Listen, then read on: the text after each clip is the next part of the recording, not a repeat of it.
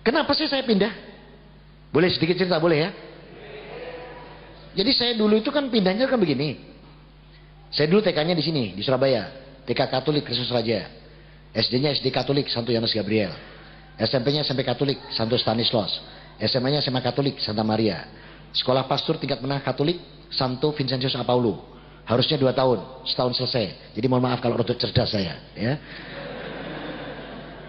Kemudian nggak ditaruh di umat saya, nggak ditaruh di gereja. Tapi karena saya 2 tahun bisa selesai setahun, saya diteruskan sama Keuskupan Surabaya untuk sekolah lagi. Nah, maka saya sekolah lagi, ngambil di STFT, Sekolah Tinggi Filsafat dan Teologi, di Santo Giovanni. Itu 10 semester, harusnya 5 tahun. Saya selesai 3 tahun. Untuk kedua kalinya saya mohon maaf kalau saya rodok cerdas, ya. Jadi saya nggak dikembalikan ke umat, langsung sekolah STFT-nya. Yang 5 tahun cuma 3 tahun saya. Kemudian karena lulus nggak ditaruh di gereja saya. Jadi sebenarnya keliru nulis saya mantan misionaris karena saya belum turun ke umat. Tapi kalau mantan pastor iya, karena sudah dilantik jadi pastor. Jadi harusnya keliru kalau nulis saya jangan mantan misionaris, salah nanti. Bisa dikritik sama mereka. Mantan pastor saya itu benar. Karena saya belum turun ke umat. Begitu saya lulus 3 tahun itu, tidak 5 tahun, saya langsung dikirim ke Vatikan Roma. Saya ambil magister teologi di sana. Harusnya 3 tahun. Saya selesai 1,5 tahun. Untuk ketiga kalinya saya mohon maaf kalau saya cerdas. Nah, kecerdasan saya ini terjawab. Kenapa saya begitu cerdas? Terjawabnya waktu saya masuk Islam. Kenapa? La haula wala quwata illa billah. Karena Allah. Karena waktu saya di SMA Santa Maria, saya nggak pintar-pintar amat kok. Malah hampir dikata nilainya nggak terlalu baik. Karena apa? Waktu itu saya 8 orang satu kelas yang laki-laki. Santa Maria itu perempuan semua itu. Satu kelas 30 itu perempuan. Lakinya cuma 8 lah. Jadi satu orang bisa dapat 3 gitu ya. Nah, pada waktu ujian, antum tahu nggak roknya anak-anak Santa Maria? Ini loh sepanjang baju takwa saya ini roknya. Jadi roknya anak Santa Maria segini nih. Ini roknya dia. Jadi roknya segini nih. Nah, kalau dia duduk ujian, kalau roknya naik itu keluar fisika, kimia, biologi ada semua. Jadi waktu jarak ujian tuh saya cuma lihat rumus-rumus doang. Makanya nggak lulus, nggak baik-baik saya nilainya. Ya. Ini nilai saya baik itu setelah saya sekolah laki semua itu baru baik. Saya dapat IP itu mulai di menengah sampai di magisternya itu rata-rata 4 ya, IP-nya. Tapi sampai tanah air, waktu saya bawa ke, saya pernah juga bekerja di televisi ya, di stasiun televisi milik negara. Itu saya bawa ijazah itu, katanya bagian apa? Kepegawaian TVRI pusat bilang, iki ijazah apa to iki? Iki opo iki? Opo iki Ditruk Kanonika, terus opo iki Yohanes iki? Iki gak kanggo iki nang TVRI katanya. Kon sekolah maneh kemarin. Masya Allah. Jadi aku sekolah sakmono akeh ini ndak dikanggo sama negara Indonesia ini. Jadi saya waktu masuk TVRI suruh cari ijazah umum. Maka saya gimana caranya sekolah sambil kerja? Ya sudah saya di ITATS. Jadi saya insinyur saya teknik sipil dari ITATS. Jadi saya sekolah lagi. Ya. Sekolah mana? Oh cepet banget. Ya maklum aja ini apa ya cepet pokoknya nemu ijazah udah selesai. Ya. Makanya saya produk singkat sekolah di ITATS itu. Ya. Tidak banyak orang kenal saya di ITATS. Kecuali yang pernah saya marahi. Ya, karena LLM ini biar mantan komandan resimen mahasiswa. Gua ya. Saya juga mantan Cak Surabaya. Tahun 89. Katanya dulu ganteng dulu. Sekarang kumisnya sudah kena rilen. Jenggotnya yang mengalami perpanjangan.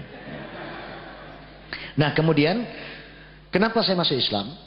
Ketika di Vatikan Roma itu kami belajar. Dan lucunya apa? Perpustakaan Vatikan Roma itu punya Al-Quran 52 bahasa. Termasuk terjemahan bahasa Jawa. Lah pulang ke Indonesia, golek Quran terjemahan bahasa Jawa malah ndak ono. Saya ngeluh, piye ya kok iso ya.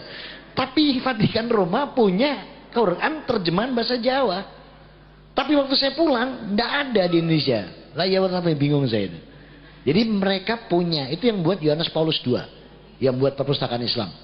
Jadi di ruang tempat kami di Saint Peters itu, kami ada perpustakaan yang isinya Islam tok full. Di sana hadis itu ada 36 kitab. Dan hadis sahih ternyata 36 kitab.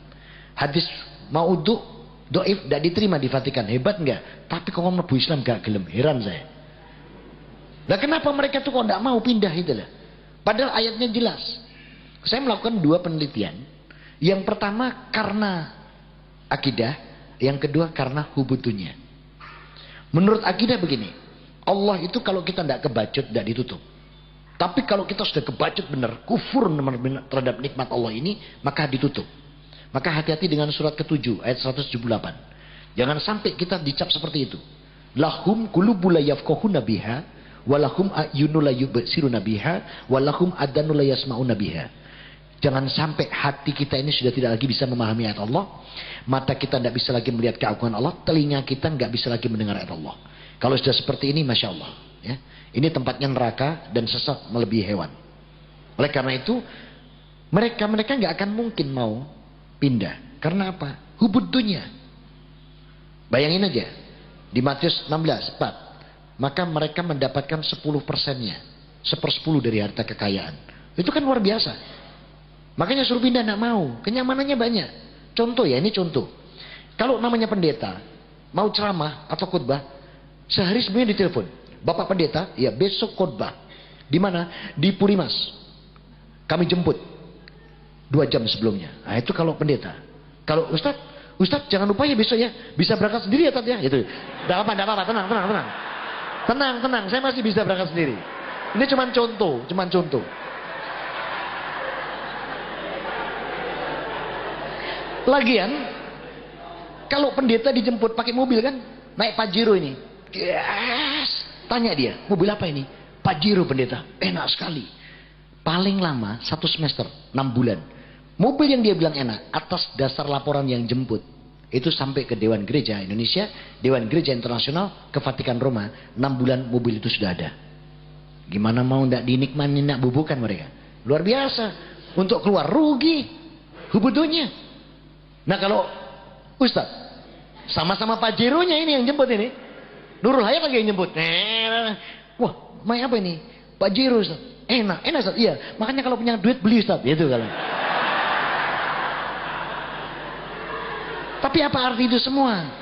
Kalau amalan kita nggak diterima, itu ada di situ. Coba antum lihat di situ di surat 14 ayat 18. Kalau sampai ini ditolak sama Allah mau apa? Masalul ladina kafaru birobihim a'malahum karena distadat bihiri fi yaumil asif. La ya'diruna mimma kasabu ala sain. Ada itu. Surat 14 Ibrahim ayat 18. Kalau sudah mengingkari bahwa Allah itu Tuhannya, maka amalan sehebat apapun tidak diterima sama Allah. Bagaikan debu yang ditiup angin saat bertiup angin pada hari yang kencang. La ya'diruna mimma kasabu ala sain. Amal kebaikannya tidak bisa diterima. Sudah. Kalau sudah mau seperti mau apa? Lah saya daripada amalan saya nggak diterima. Oh ya, ini satu catatan ya. Saya keluar pastor itu bukan karena kawin. Sorry Jo. Ini penekanan ini. Saya paling mangkal dia mau nomor ganti kawin. Sorry Jo. Bener, maaf ini ya. Ini buat sini dok. Saya 35 tahun cuma buat pipis dok. Bener saya. Saya paling mangkal kalau dia ngomong alah paling Pak bangunku mergo pengen kawin. Sorry Jo.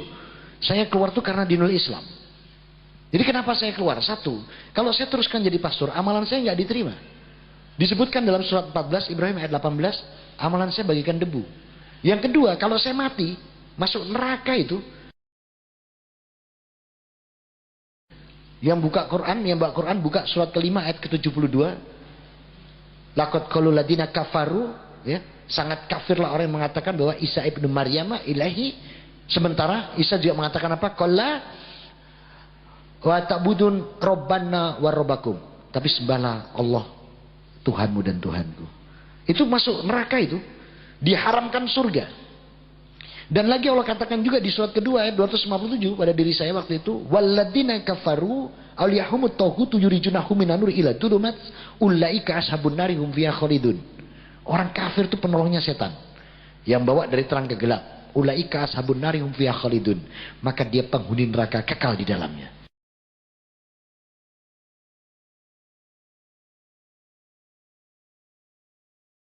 Nah kalau saya teruskan berarti amalan saya nggak diterima, mati masuk neraka, hidup tidak punya apa-apa, kan tidak kawin. Saya pikir urip pisan nang donya kok jembret tenan aku. Nah, saya keluar, tapi bukan karena kawin, sorry Jo. Itu loh. Jadi saya karena dinul Islam saya keluar itu.